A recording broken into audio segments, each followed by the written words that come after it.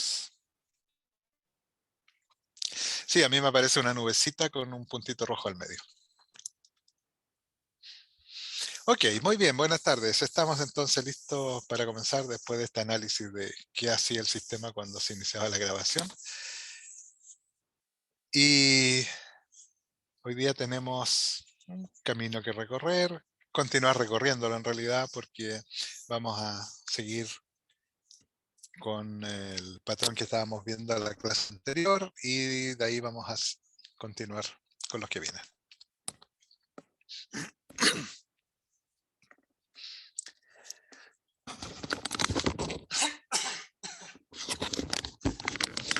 Ya, perdón que me vino un trapique.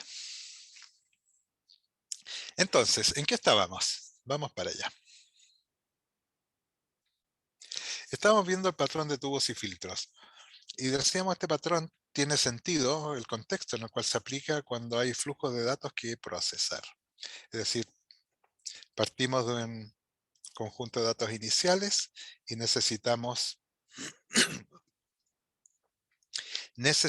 llegar al final con un resultado. Y entonces ese conjunto de datos va pasando por distintas etapas de transformación hasta llegar a obtener el resultado. Es como una cadena de procesos, las típicas cadenas de fabricación, en que hay una correa que lleva al producto y va pasando por distintas estaciones, distintos escritorios o lugares de trabajo donde el operario hace mecánicamente a esta altura lo que tiene que hacer. Por ejemplo, se está ensamblando un vehículo, entonces lo que él hace, llega al chasis del vehículo y él le pone la lucecita. Y pasa a la siguiente etapa, que es lo que sea. En este caso lo mismo. Cada una de estas transformaciones se van haciendo en distintos procesos que se llaman filtros, y estos procesos están unidos entre sí a través de tubos. Por eso se llama tubos y filtros. Ahora, tubos son tubos informáticos, genéricos. Es una forma de comunicación entre un módulo y otro. Evidentemente no estamos hablando de cañerías de agua o cosas por el estilo. Profe, sí, una pregunta ¿Sí? respecto a eso que no me queda claro porque, o sea, entiendo que es una forma de comunicación, pero ¿comunicación en qué sentido? ¿Qué es que se transmite a través de un tubo informático? ¿Qué se transmite? La respuesta del filtro anterior. Por ejemplo, ¿cómo podría ser? Supongamos que Entonces tenemos, es como esto de la inteligencia artificial, ¿no? Que hay como una función atrás de otra, entonces una función, el tubo sería el resultado, ¿no? 5, el, entonces le llega el 5 a la otra. claro, pero el tubo es el que se encarga de hacer llegar el 5 de uno al otro. Ok, ok. ¿Y eso como físicamente, cómo lo podemos representar? O sea, no físicamente, sino, no sé cómo explicarme, pero ¿cómo podemos decir, cómo se programa eso? ¿Qué es? ¿Cómo podemos visualizarlo? Sí, sí, exacto eso. Porque yo puedo ver un filtro que puede ser una función X, pero ¿cómo es la conexión o la conexión es algo más abstracto? No sé, esa es mi pregunta. ¿Cómo se... Ya, sí. Tenemos un ejemplo un poquito más adelante que dice cómo, o sea, que permite visualizar eso, pero para no dejar la respuesta en el aire, eh, un tubo informático que dijimos, podría ser un proceso que recoge la respuesta del proceso anterior y él invoca a el proceso siguiente pasándole como datos los datos que entregó el proceso anterior. Entonces el tubo sería como este pasador de resultados hacia el siguiente filtro, que sería un módulo que, por ejemplo, tiene definido, a ver, más fácil, un poquito más fácil. Supongamos que tenemos, lo que dice Benjamín en el chat, como un socket.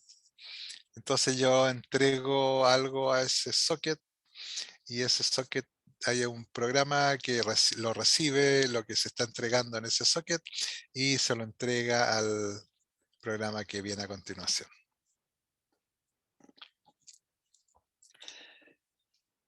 La otra alternativa es que cuando un programa termina, le entregue al sistema operativo su resultado. Entonces el sistema operativo toma ese resultado y e invoca al programa que viene a continuación, entregándole como input ese resultado. Ahora, cuando digo sistema operativo estoy generalizando, en realidad va a depender del contexto, del ambiente en el cual todo esto está funcionando. Pero más adelante tenemos un ejemplo y espero que se le aclare la película. Entonces, este patrón me sirve cuando quiero procesar un flujo constante de datos. Dijimos como una cadena de producción o como un workflow, es decir, un conjunto de etapas por las cuales pasa un documento.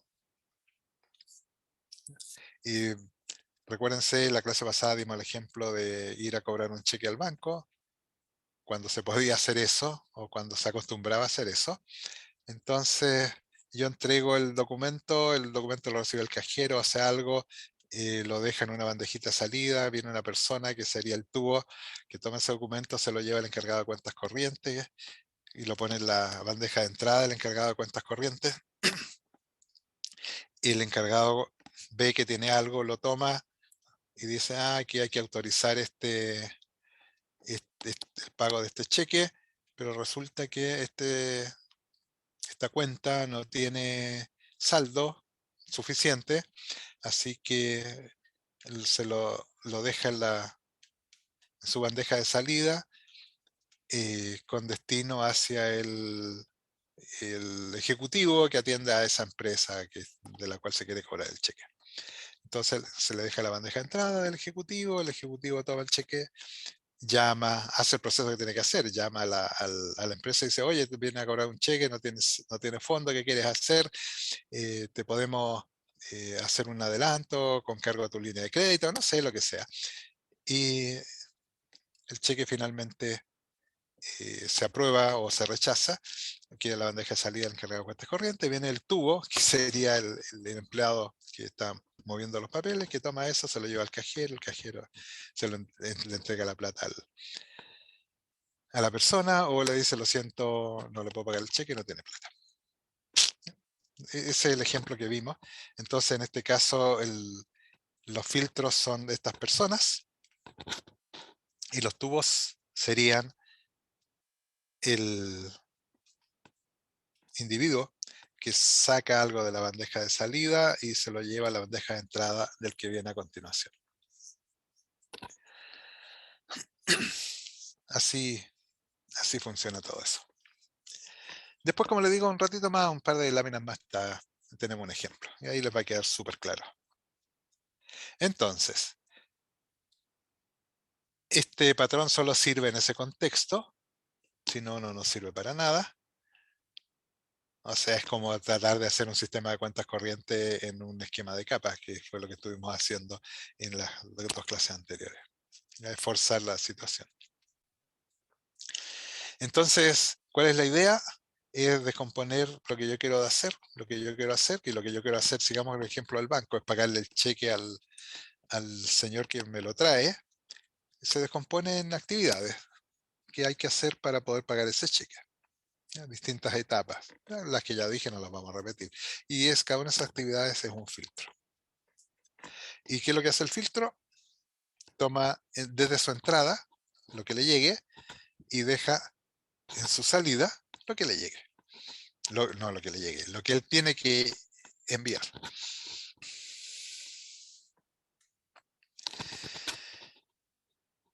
Y esos son los filtros y el tubo entonces es el mecanismo de comunicación, que aparte de ser socket como veíamos recién, que podría ser invocación a a un proceso remoto en que se le pasan los datos y a punta de invocaciones de procesos remotos, entonces va avanzando el flujo en cada uno de los filtros. Entonces, el filtro se activa cuando es invocado y termina cuando él a su vez invoca a otro, como una cadena de procesos. Bien, eso ya lo habíamos visto. Los tubos también lo habíamos visto, ya lo hemos hablado hasta el cansancio. El tubo es el encargado de conectar los distintos filtros. Y el procesamiento es uno a uno, y el que primero llega es el que primero es atendido y el que primero sale de esta línea de procesos, llamémoslo así. Tengo una línea de procesos.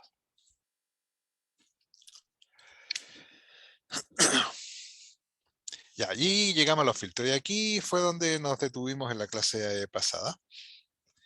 Y cuando estábamos viendo las características de los filtros. Y vámonos directamente a la última parte de la lámina, que dice los filtros son independientes. Porque lo anterior ya lo hemos hablado varias veces. Vamos a los filtros que son independientes. ¿Qué significa que sean independientes? Significa que cada filtro hace su acción sin conocer, sin necesitar saber qué hay antes de él y qué viene después de él. Su única función, la única función del encargado de cuentas corrientes es tomar un cheque de la bandeja de entrada, verificar si tiene saldo, ponerle alguna marquita al cheque y dejarlo en la bandeja de salida. Siguiente cheque, verificar, dejar. Y así, eso es todo lo que hace todo el rato. Entonces no sabe, no necesita saber que antes que él hubo un cajero que fue el que le mandó el cheque, y después de él hay un encargado de ejecutivo de la empresa que tiene que corroborar si se paga o no se paga el cheque. Entonces, cada filtro, cada proceso es independiente. No sabe qué viene antes ni qué viene después. Y como son independientes y no tienen, lo que yo digo, no tienen memoria.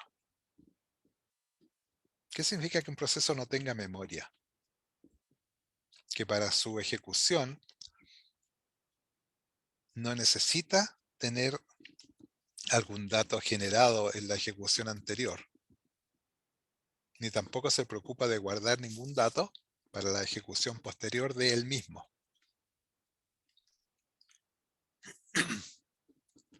Y eso es re importante, porque entonces los procesos estos no me sirven para acumular.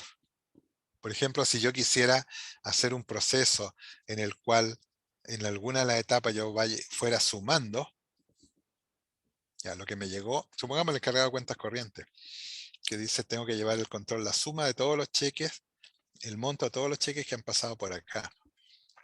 Entonces llega el primer cheque y él dice, ya hay que sumarlo, y lo suma y lo guarda en algún sumador. Y llega otro cheque, lo suma al sumador. Eso no, los filtros no pueden hacer eso.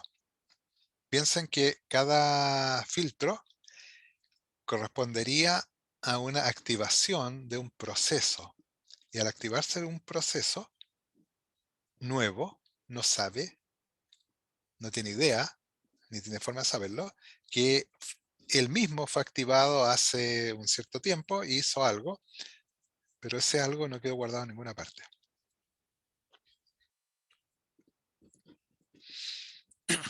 Entonces, se dice que el estado de los filtros, o sea, los filtros no tienen estado, porque no saben, no pueden acordarse de qué hicieron antes, y tampoco el que viene después va a poder obtener lo que el anterior hizo,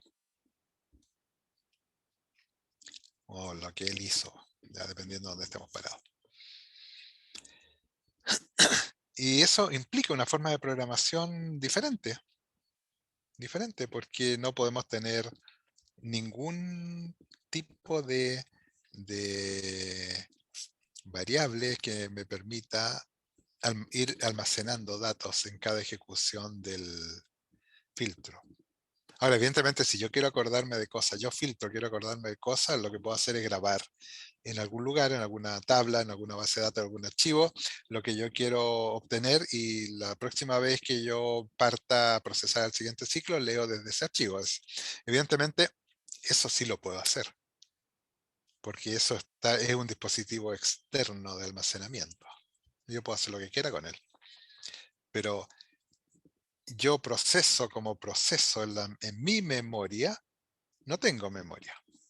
No tengo recuerdo de lo que hice antes, ni puedo dejar algo para la posteridad, para los que vienen después.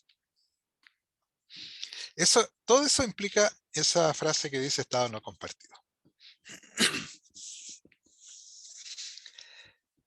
Y la otra característica, que ya la hemos mencionado varias veces, el filtro solamente ve su entrada y genera una salida. No sabe cómo le llegó la entrada, ni a dónde va a ir a parar la salida que le está entregando. Entonces no sabe qué pasa con los otros filtros, si es que hay otros filtros o no, si es que él es el único o no. Como nosotros, decimos, somos los únicos seres vivos, inteligentes de todo el universo. No tenemos idea, no tenemos idea. No sabemos qué viene después y qué había antes. Ni idea. Ya, pero ahí nos estamos poniendo un tanto filosóficos. Y la tercera característica de estos filtros independientes es que hay dos tipos de filtros, activos o pasivos. ¿Qué define un filtro activo o un filtro pasivo? Queda definido por la forma como yo obtengo mi entrada, a lo que yo necesito obtener. Un filtro pasivo, decíamos, y esto lo vimos rapidito en la clase anterior, es el que está esperando que llegue algo. Cuando el cheque llega a la bandeja de entrada del cargar de cuentas corrientes, él se despierta porque está mirando la bandeja. Dice, oh, me llegó algo, toma, hace el proceso y entrega en su bandeja de salida. Ese sería un filtro pasivo. Espera que lleguen datos que procesar, los procesa y entrega el resultado. En contraposición a eso, tenemos los filtros activos. ¿Qué hace un filtro activo? Es aquel que está pidiendo datos. Le dice al encargado, al tubo este que lleva los cheques de la caja al encargado de cuentas corrientes. Ya pues, tráeme un cheque activamente. Y, por ejemplo, si nosotros implementamos una cadena en que hay un proceso que hace algo, da lo mismo lo que sea, después venimos nosotros, que es otro proceso. Entonces nosotros constantemente le estamos preguntando al proceso anterior, oye, ¿tienes algo que procesar? ¿Que yo tenga que procesar? ¿Tienes algo que yo tenga que procesar? La respuesta es no, no, entonces no, pues ya ok, espero un rato y de nuevo pregunto. Ahora, esa pregunta no es filtro a filtro, en realidad es al tubo. Le decimos al tubo, oye tubo, que en el fondo es la persona que lleva los cheques del cajero hacia el encargado de cuentas corrientes. Oye tubo, ¿tienes algo para mí? No, no hay nada. Ok. Oye tubo, ¿tienes algo para mí? Sí, ahí llegó un cheque. Ahí está. Y lo proceso, entrego el resultado y de nuevo, oye tubo, ¿tienes algo para mí? Ese es un filtro activo. En cambio, el pasivo es, ay, me voy a relajar, voy a dormir un rato y cuando llegue algo me voy a despertar. Ese es un filtro pasivo. Bueno, eso con respecto a los filtros. ¿Cómo implemento este patrón? ya es obvio. Tenemos que dividir el proceso que tenemos que hacer en distintas etapas, de tal manera que de una etapa pasemos a la siguiente, de esa a la siguiente, así sucesivamente. Y lo segundo, una vez que hemos dividido, tenemos que decidir qué datos necesita cada uno de estos procesos o módulos, de estos filtros, para poder trabajar y qué resultado va a entregar. Y una vez que defino eso, que recibe y que entrega, tengo que definir cuál es el formato, cómo van a fluir esos datos de un filtro al otro. Entonces ahí tenemos una pregunta interesante. ¿Qué queremos privilegiar? ¿Rendimiento o flexibilidad? Porque esos dos requerimientos son contrapuestos. Si yo quiero un alto rendimiento, no puedo ser flexible, no puedo aceptar cualquier cosa. Y si quiero poder aceptar lo que me llegue, no puedo pedir rendimiento porque voy a tener que estar procesando lo que me llegue, en el formato que me llegue. Por ejemplo, podemos decir el filtro entrega un resultado en formato XML. Y ese resultado se transmite, viene el tubo, lo toma y se lo lleva al siguiente filtro, pero resulta que el siguiente filtro solamente procesa eh, en formato JSON. Tenemos un problema. Tenemos un problema porque el siguiente filtro entonces, si recibe algo en XML, tiene que ser capaz de leerlo, de obtenerlo, de trabajarlo. Pero él solo sabe JSON. Tenemos que agregarle a ese filtro que también sepa XML y transforme ese XML a formato JSON para que el proceso, este filtro donde estamos, el nuevo, funcione y haga lo que tiene que hacer. Y supongamos que este filtro, que necesitaba algo en JSON, le llegó en XML y tuvo que hacer una transformación de XML a JSON, él ahora entrega el resultado como una cadena de caracteres de texto fijo. Y resulta que el filtro que viene después necesita que los datos vengan en XML. Entonces, de nuevo, tenemos problemas. Tenemos que armar un mensaje en XML en base a el texto fijo que me entregó el filtro anterior. Entonces, ¿se dan cuenta? Ahí soy muy flexible, acepto cualquier formato de datos, pero el rendimiento se muere, porque voy a tener que estar haciendo procesos adicionales de conversión de un formato a otro.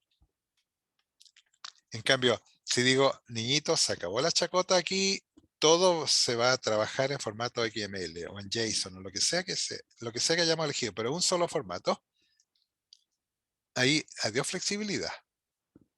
Todos los procesos tienen que trabajar en XML o en JSON, lo que sea, pero el rendimiento sube rápidamente porque no estoy haciendo transformaciones de formato de un formato a otro. ¿Se dan cuenta? Entonces ahí primera consideración que debemos tener. ¿Cuál es el punto medio? Pregunta Marcos. No hay. O sea, yo podría decir, tenemos, tenemos dos alternativas de formato que usted filtro puede usar. Ya, sería como, ok, no soy tan flexible que acepto cualquier cosa, sino que acepto solamente dos. Me va a costar un poco en términos de rendimiento el tener ese poco adicional de flexibilidad. Pero dados a ese esquema, si estamos en ese esquema, yo prefiero no ser flexible y privilegiar el rendimiento. Porque si vamos a construir un sistema, bueno, ok, construyamos todo en el mismo formato. ¿Por qué tenemos que ir cambiando formato de uno al otro? Ah, no, es que ese programador es experto en JSON, este otro es experto en XML, entonces por eso es que cada uno lo hizo en lo que creía o sabía o tenía su experiencia.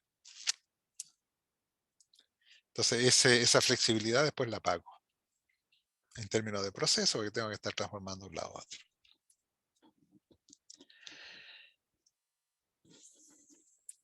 Bueno, una vez que tenemos el formato de los datos, tenemos también que especificar qué va a hacer cada filtro, construirlo evidentemente, y nuestra piedra en el zapato que siempre nos va a molestar. ¿Cómo manejamos los errores? ¿Cómo manejamos los errores?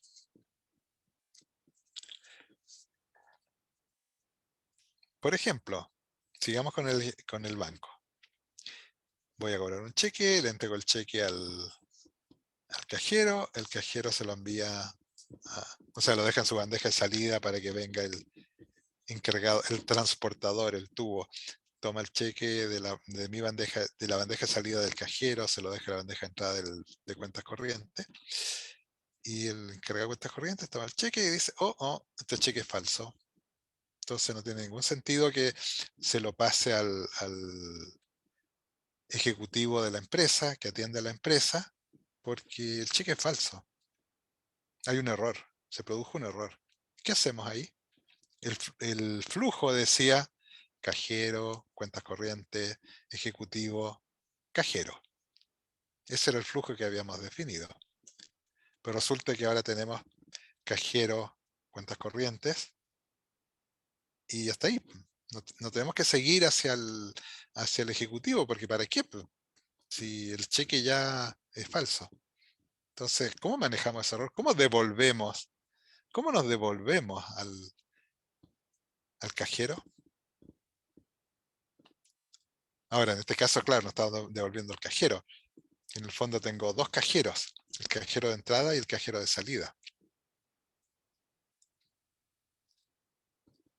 Entonces, ¿cómo le digo al cajero de salida, oye, cajero de salida, el cheque es falso, no hay que pagarlo?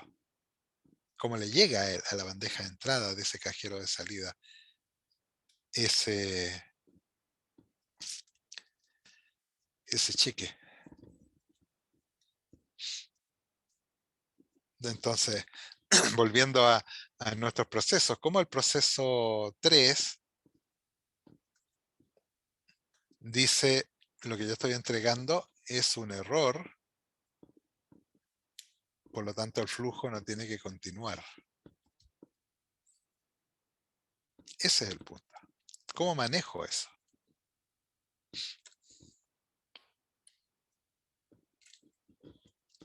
¿Cómo le digo al usuario que lo que él me pidió no va a ser posible después que pasó por un montón de etapas? ¿Cómo vuelvo?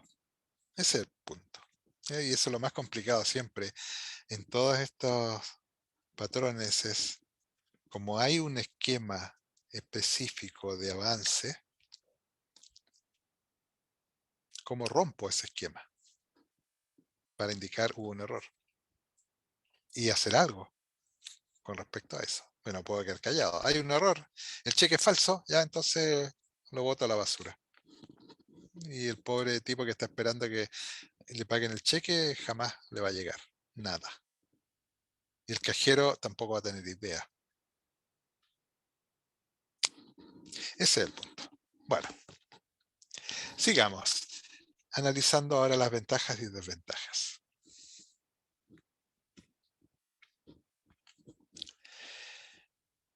Dentro de las ventajas, bueno, ustedes la están leyendo ahí.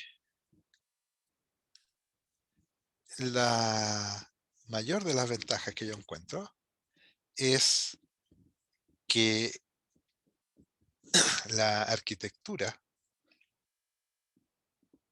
de la solución es muy flexible, es súper flexible. Yo puedo construir lo que se me ocurra. Siempre, o sea, tanto lo que se me ocurra, no tonteras, pero sí orientado al proceso que quiero resolver.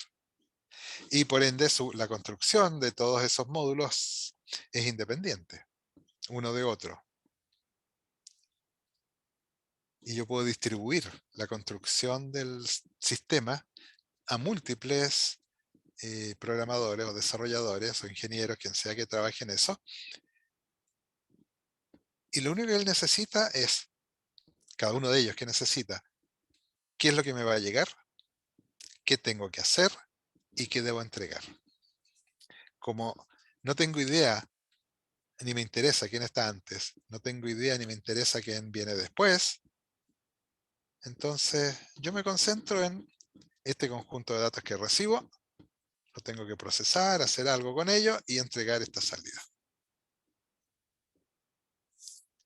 Es una tremenda ventaja, porque cada proceso de desarrollo puede ser hecho por individuos distintos y no necesitan ni siquiera comunicarse entre sí, porque cada uno va a estar haciendo este proceso de transformación.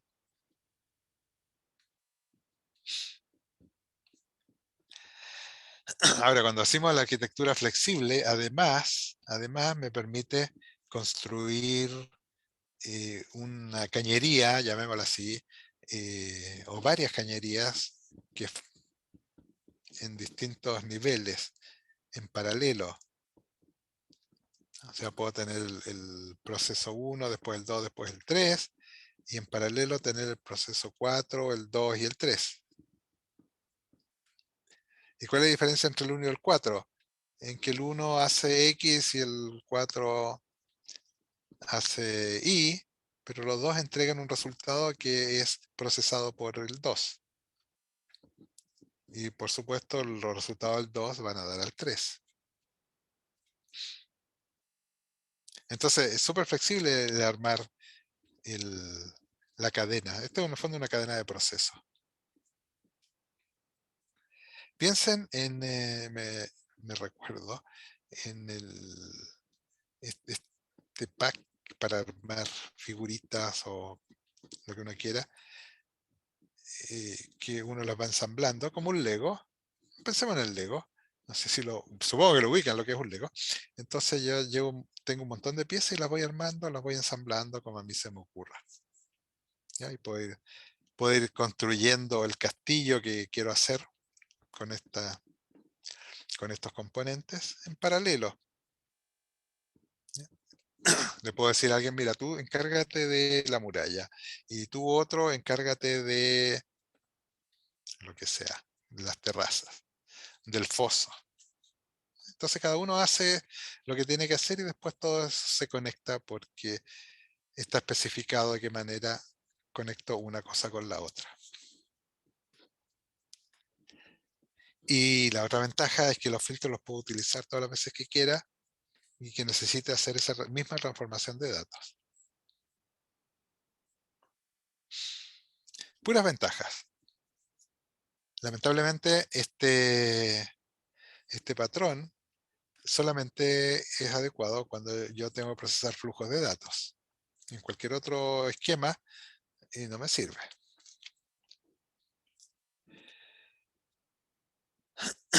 ¿Qué desventajas podemos visualizar? Cada filtro maneja su propia información. La única comunicación que hay con el filtro anterior o con el filtro que viene es a través del tubo, es decir, a través de un set de datos, un pack de datos que me va a llegar en algún cierto formato. Y nada más. Entonces puede ocurrir duplicidad de información, redundancia, los típicos problemas de cuando no se comparte información. Entonces, por ejemplo, si esto es el proceso de venta, en que el cliente pide algo. El ejemplo que vimos en la clase pasada, el cliente que pide algo, entonces hay un proceso que verifica el stock, después otro proceso que genera la orden de despacho, etcétera, etcétera.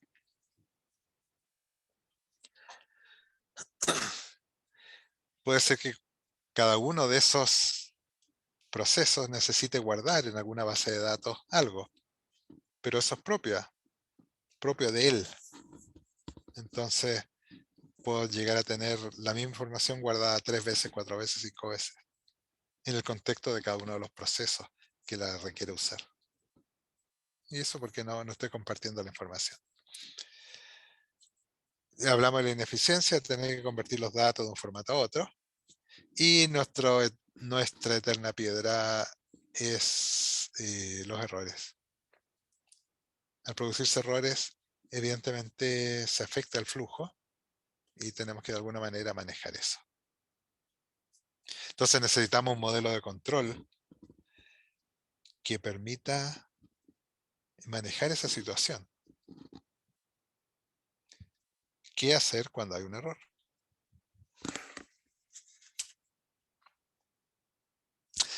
Bien, y el ejemplo que les prometí hace un rato atrás.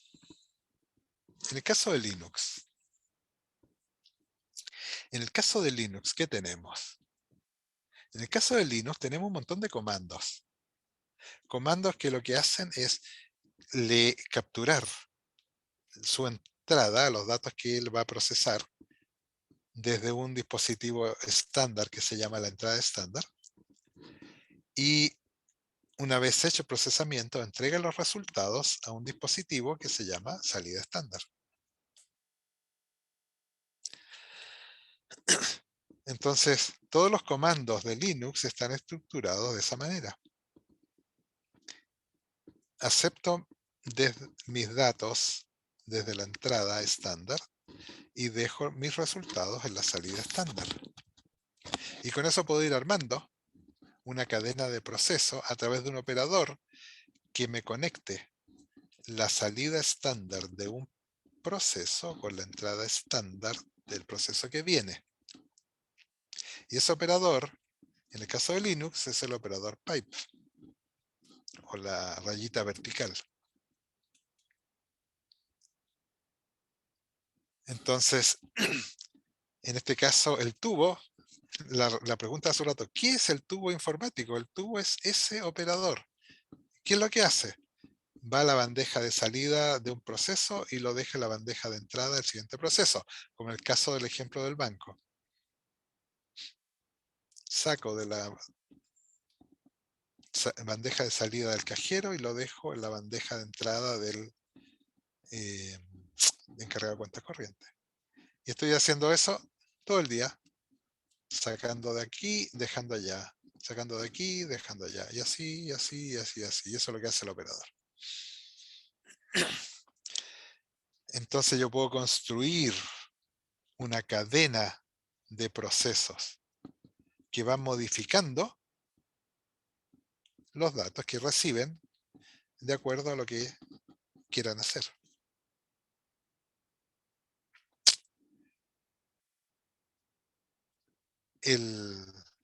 Entonces, el super hiper comando que yo puedo armar va a estar hecho, por ejemplo, por 5 comandos individuales.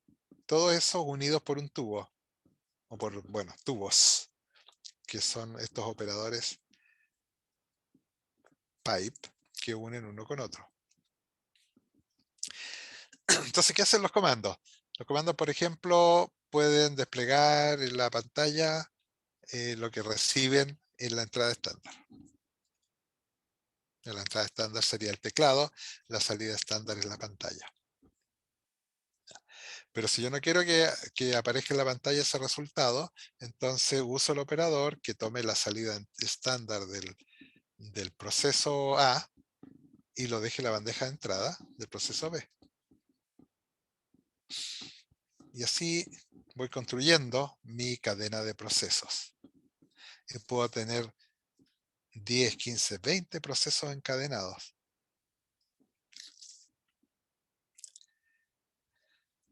Ahora, ¿qué pasa con los errores? ¿Qué pasa con los errores? ¿Quién maneja los errores? ¿Cuál es el modelo de control que tengo? Una buena pregunta. ¿Cuál es el modelo de control que tenemos en este caso?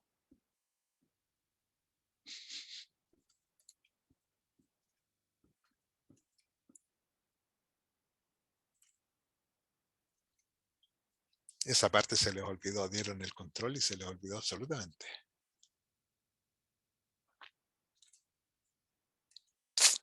Rápidamente, a ver. Veamos. ¿Cuál será? ¿Será un modelo de control por evento? No, no. Entonces tiene que ser centralizado. Sí. Muy bien. Entonces puede haber un administrador. Sí, puede. O el modelo de control call return. Sí, se parece harto más. Tiene buena cara. Porque para que el filtro 2 funcione, tiene que esperar que termine el filtro 1. O se va a activar cuando el filtro 1 termine. Interesante. Tenemos entonces aquí un ejemplo de ese modelo de control, call return. ¿Y quién lo administra? El sistema operativo. En realidad no es el sistema mismo, no es el kernel del sistema, es el batch, es el shell del que tenemos implementado en ese terminal o donde hayamos construido la cadena de procesos. Puede estar en el back.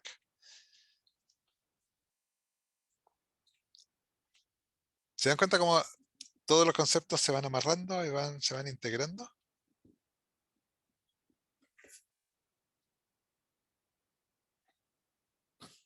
Espero que con este es un ejemplo de la vida real, más que un ejemplo de lo que hacemos todos los días cuando estamos trabajando, interactuando en un terminal de Linux. Es el poder encadenar comandos de una forma simple a través de ese operador. Muy bien. ¿Algún comentario?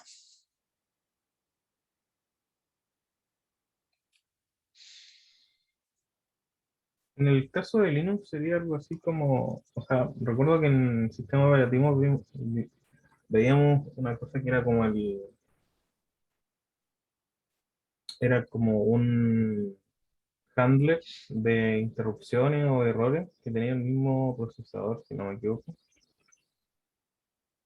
O más que el procesador estaba dentro del sistema operativo. Ese sería como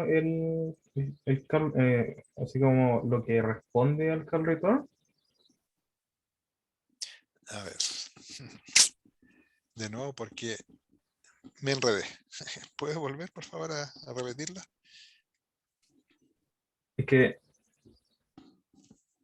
en este caso los pipes vendrían a ocupar así como el handler de interrupciones del mismo sistema operativo, ¿no? Ese vendría a ser como el control No, centralizado. no, no. El control centralizado lo tiene el shell que está ejecutando en ese terminal, que activa un proceso.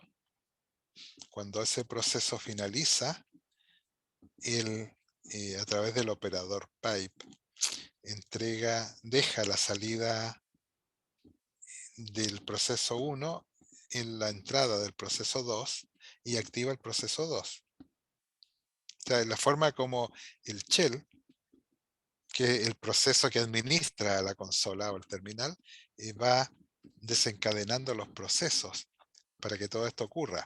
Ahora, normalmente en una cadena de procesos unidos por pipe, lo que hace el shell es activar todos los procesos. Y en la medida que uno de ellos va recibiendo datos, va procesando y va entregando los resultados al que viene después. Entonces no se maneja en base a interrupciones. No son interrupciones, son eh, ejecuciones de procesos independientes que están unidos por este operador. Y el operador es el mismo shell que es el que está recibiendo lo que el proceso 1 entrega y se lo está entregando, se lo está pasando a lo que el proceso 2 necesita. Ese es el mecanismo. Ah, ya.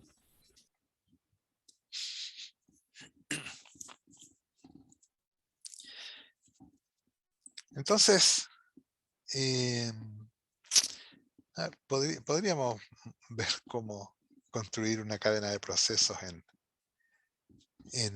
Linux, pero en general lo que nos interesa es que todos los comandos, o la gran mayoría de los comandos de Linux, están implementados en un esquema de filtros.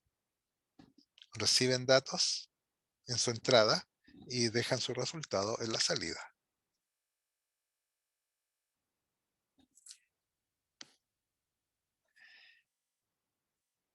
Por ejemplo, si yo quiero ordenar un archivo, podría usar un comando que lee un archivo y lo deja en su salida.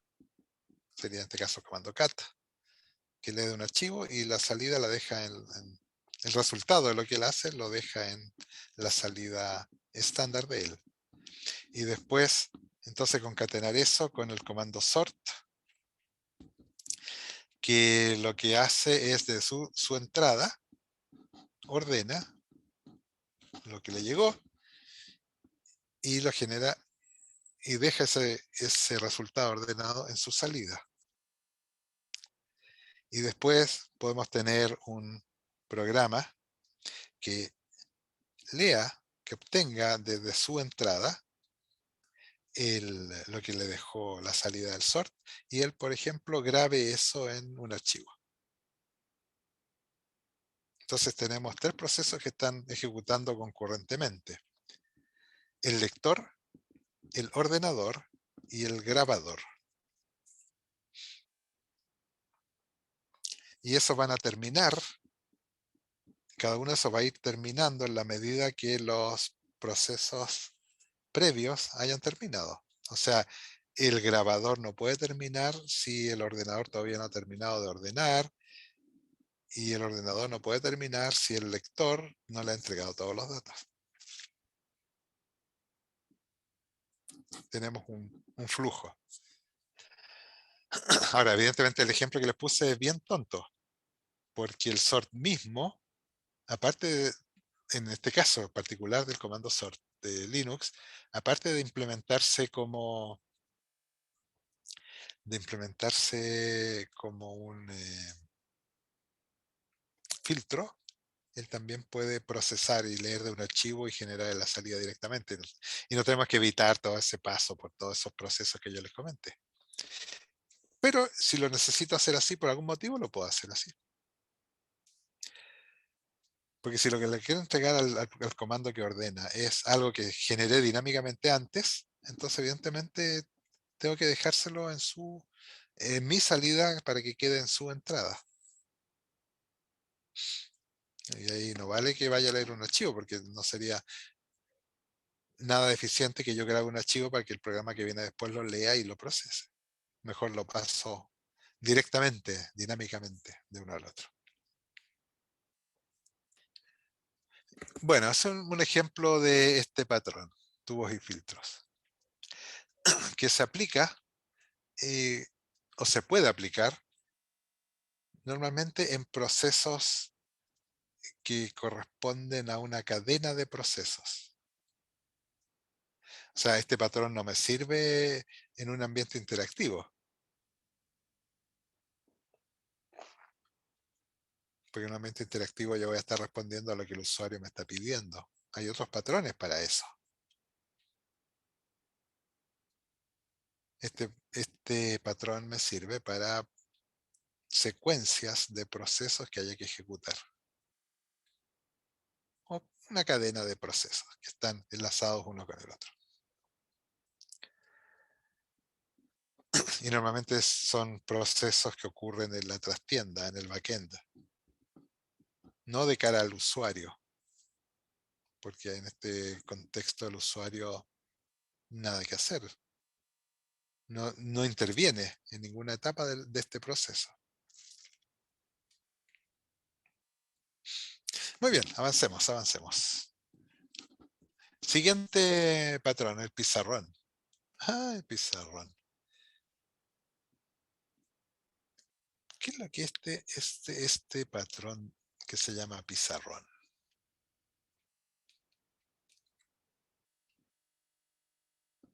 En este patrón,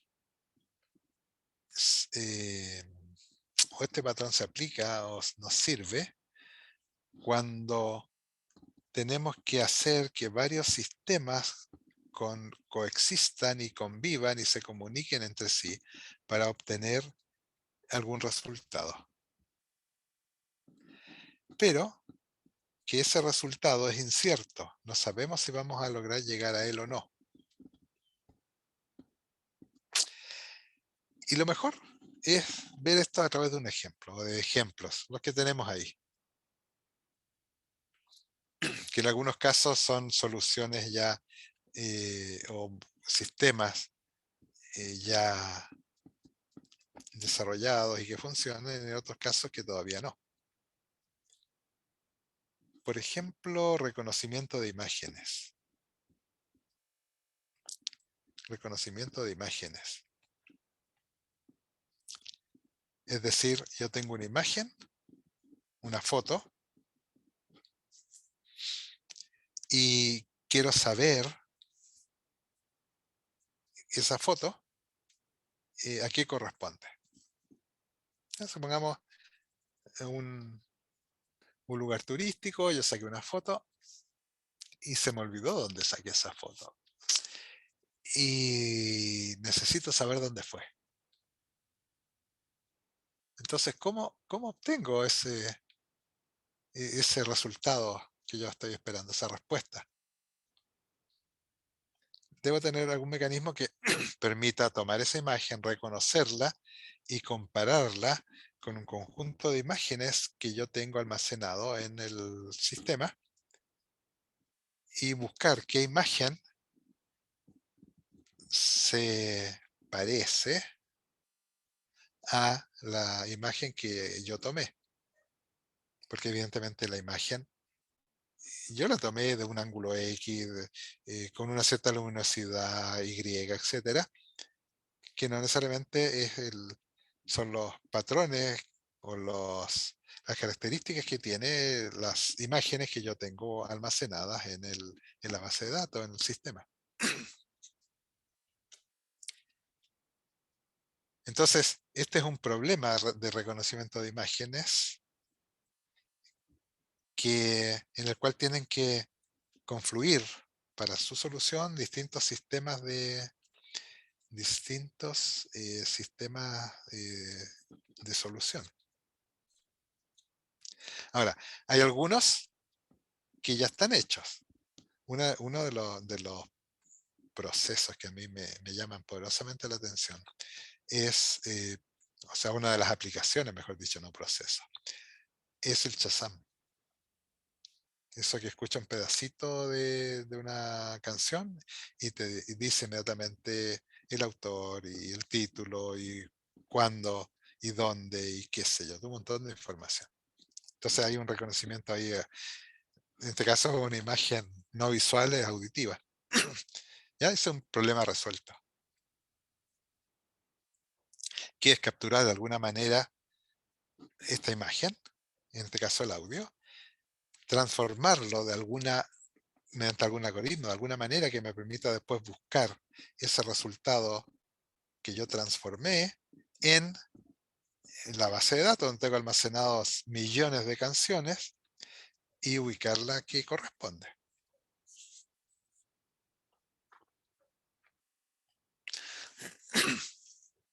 Interesante. Es algo que yo personalmente no tengo idea cómo lo hacen. Cuáles son los algoritmos y eso.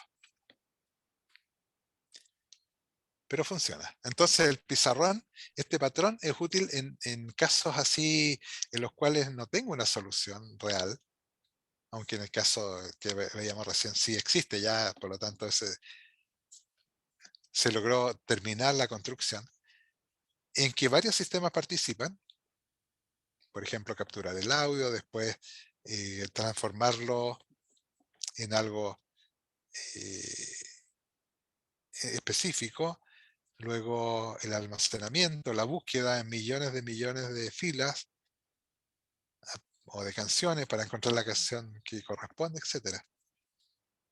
Ahí ¿Aló, en ese... profe? ¿Sí, dime? Con respecto a eso del cómo se identifican canciones, dos cosas. La primera es que la persona que hizo Spotify puso el código en GitHub, así que cualquiera puede acceder a él.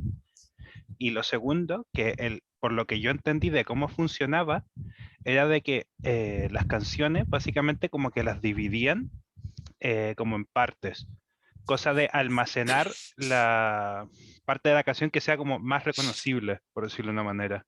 Entonces, Ya, lo que hace para reconocer las canciones es de que llega a un punto en que la canción suena un patrón, por decirlo, que es el más conocido que es el más reconocible de la canción y con eso la identifica. ya, excelente. Súper buena la explicación, pero hay un detalle. ¿Cómo el que está capturando el audio sabe que llegó a un patrón que está almacenado en la base de datos?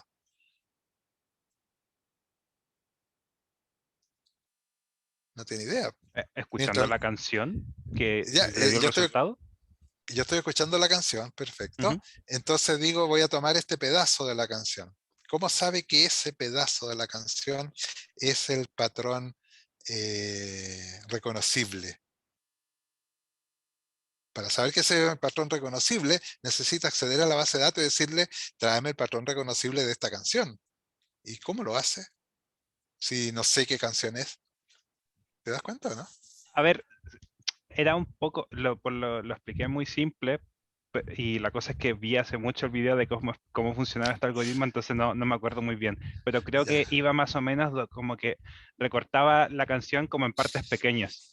Entonces era al final, era el conjunto de partes pequeñas que más coincidían en la base de datos o algo así. ya. Ah, ok, sí. O sea, puede ser. Evidentemente, de alguna forma tiene que ser porque funciona y es bastante rápido. Y es bastante rápido, además.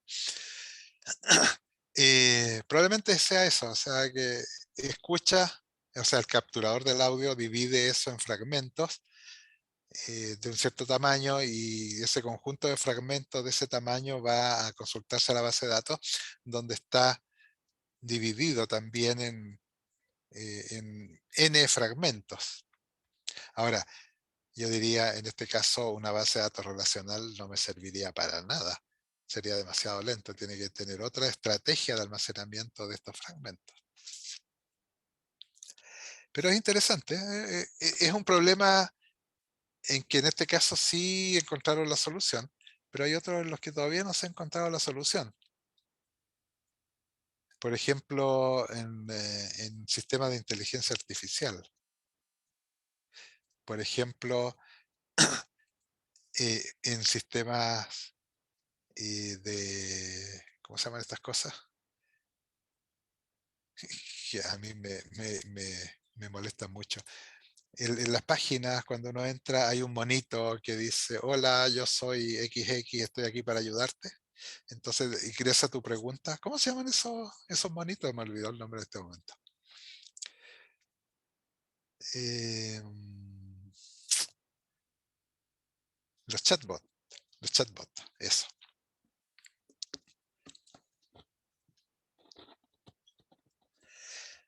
Los chatbots. Que uno habla con ellos, habla entre comillas, digamos, con esos programas, y al final termina, por lo menos yo termino enrabiado, porque no sirven de nada.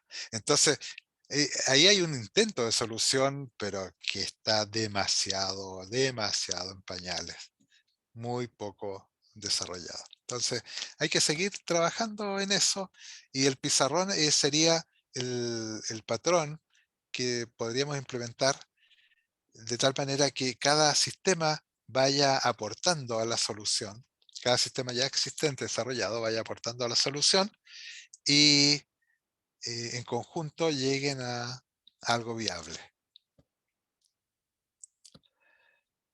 Y otro Profe, ejemplo, respecto a eso, si no recuerdo mal, hace mucho tiempo hubo un chatbot que básicamente iba con inteligencia artificial y se entrenaba hablando con la gente.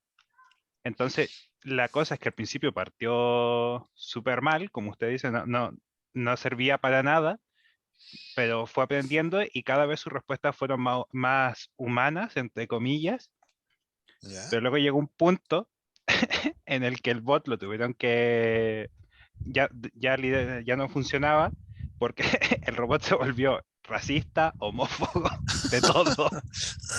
Te insultaba apenas le Ya, hablabas, entonces eso. No hay que ya. dejar tan suelto en internet algo así. Claro, exactamente. Ahora, ¿qué significa que vaya aprendiendo? Significa que va grabando en su propia base de datos o su propio espacio de almacenamiento, cualquiera que este sea, las respuestas típicas a las preguntas o a la conversación que está sosteniendo. Entonces decide qué responder en base a lo que recibió. Sí, está bien, pero existe, hay un tema ahí, discúlpeme que me salga del curso, pero hay un tema ahí llamemos ética, de comportamiento humano, que yo creo que nunca un programa va a poder tener o considerar. Yo no sé si ustedes vieron una película que se llamaba Yo Robot. De esa película antigua. En la que Ve- actúa Will Smith, ¿no? Esa, sí.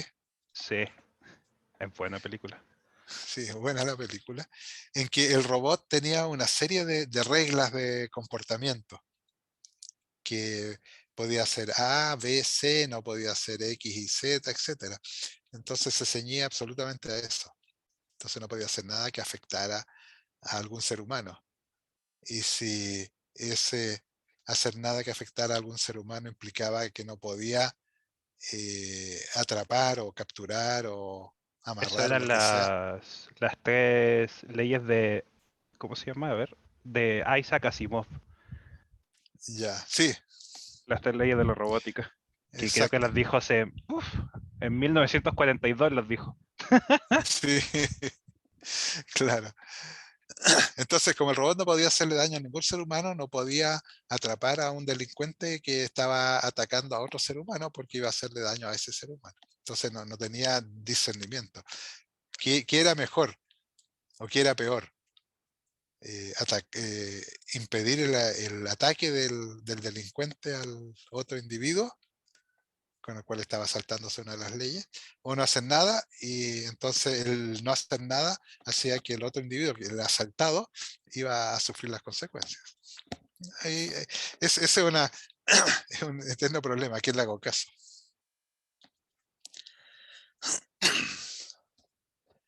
Bien, entonces, ¿y por qué se llama pizarrón? Porque la imagen, la idea que hay detrás de esto, que en el fondo sería como un Git, donde yo voy dejando las soluciones parciales que voy encontrando. Y hay alguien entonces que va recogiendo estas soluciones parciales y va construyendo la solución final. Esa es la idea de este patrón.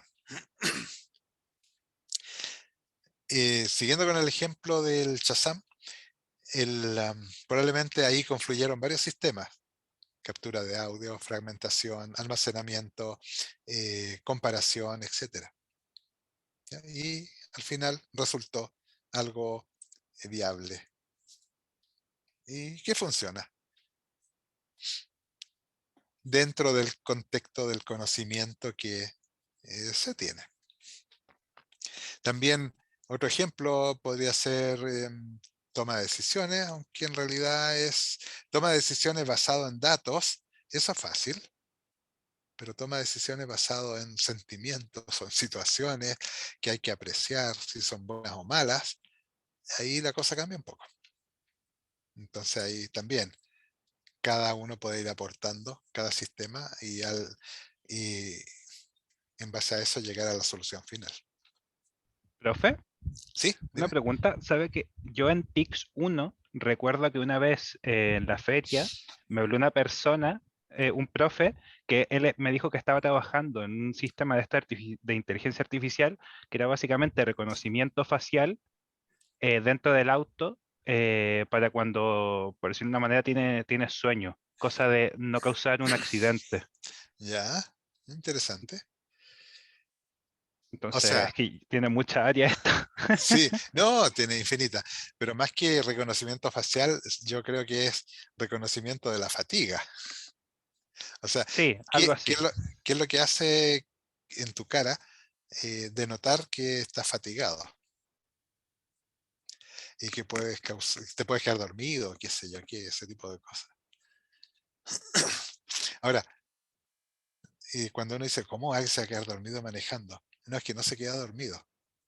El tema es que no se queda dormido, él está despierto, pero el cerebro está desconectado.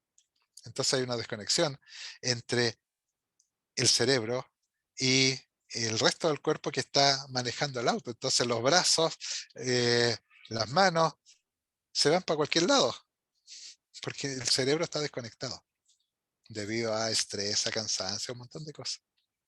Interesante. Entonces no es que esté durmiendo, no, está súper despierto, pero está en otra.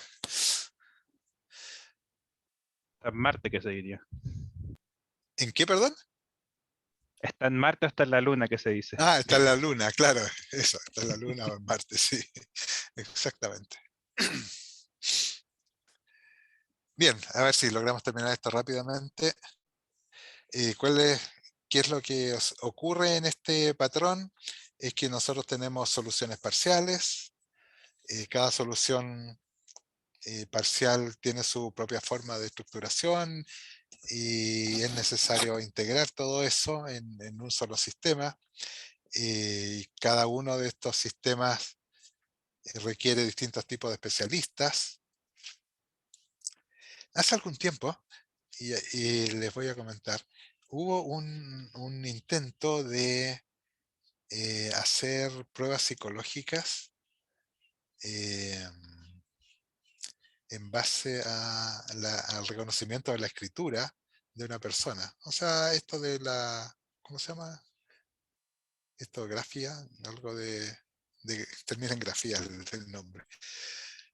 Entonces, dependiendo de cómo la persona escribe, hay ¿cómo se llame? Un especialista que puede reconocer qué es lo que es esa persona, cuáles son sus características, si se enoja fácilmente, si, etcétera, etcétera, etcétera. Entonces, se intentó hacer un programa que eh, reemplazara al psicólogo. Es decir, que interpretando las letras, como iba escribiendo, el ángulo de escritura, etcétera, podía decidir si la persona era rabiosa o no, si no cumplía su compromiso, cosas nada que ver con lo que se estaba escribiendo.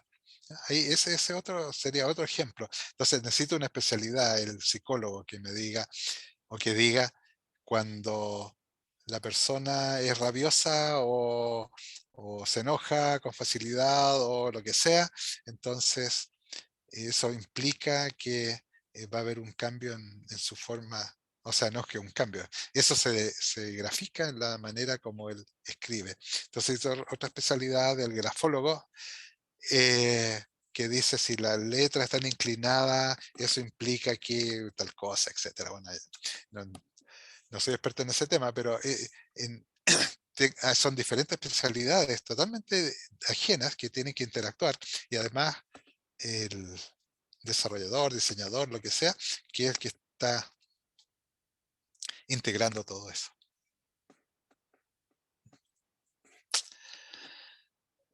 Caligrafía, dijo el Lino, no, no era caligrafía, eso es grafología, creo que se llama.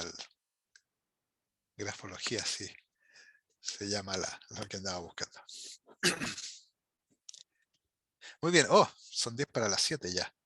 Bueno, para terminar con esto rápidamente, la idea entonces de este patrón es tener un conjunto de especialistas, un conjunto de sistemas que cada uno aporta. ¿Y por qué se llama pizarrón? Porque lo van publicando, típicamente en la imagen de un pizarrón, digamos un GitHub, un Git o lo que sea.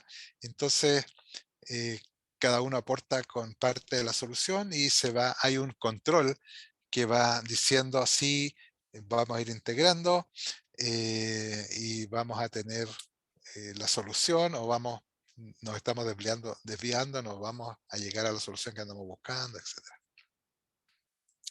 Y cada sistema aporta y deja su resultado en el pizarrón. Y el sistema siguiente toma ese resultado, lo procesa y deja su resultado en el pizarrón. Y así van interactuando y se van generando estos resultados que en definitiva van a llegar esperamos, a la solución del problema que yo quería desarrollar o diseñar. Entonces, hay un trabajo de distintas especialidades que colaboran entre sí. Todos conocen todos los datos. Entonces, evidentemente, este patrón de pizarrón se va a implementar sobre un repositorio usando esa arquitectura de repositorio, donde cada uno va a ir guardando lo que lleva hasta el momento resuelto. Como pues, el ejemplo de un Git o GitHub, donde cada uno va poniendo lo que va haciendo. Ahora se supone que en el Git uno pone lo que se le ocurre y no necesariamente ese que se le ocurre está orientado a resolver algún problema de la comunidad. ¿Ya? Entonces, cuando hablamos de pizarrón es un Git más acotado, porque todos los participantes están interesados en resolver ese problema que están atacando. Ya, bueno, eso es lo que tenemos acá en esta lámina, que en el fondo nos dice, tenemos un control, de nuevo, el modelo de control descentralizado, porque es quien va a coordinar cómo todos estos distintos sistemas van interactuando, van procesando, van generando los resultados hasta llegar al resultado final. Entonces, en este modelo de control decimos, sí, llegamos a un resultado, pero ¿es el que queríamos? No, nos desviamos en el camino, entonces no nos sirve, empecemos de nuevo. Más o menos ese es el esquema, ¿ya? de este patrón. Ahora, la pregunta es, ¿nosotros usaremos en algún momento este patrón? En un ambiente comercial, lo más probable es que no, pero en un ambiente de investigación, lo más probable es que sí. Porque si estamos investigando soluciones, buscando soluciones a ciertos requerimientos que por el momento nadie tiene la solución. Entonces voy a necesitar reunirme con distintos especialistas que hayan trabajado en distintos sistemas que tengan que ver con lo que yo quiero hacer o investigar. Muy bien. Estamos ya en la hora. Así que por hoy sería les recuerdo que nos acercamos rápidamente, más rápido de lo que ustedes quisieran, a la entrega del informe final del proyecto.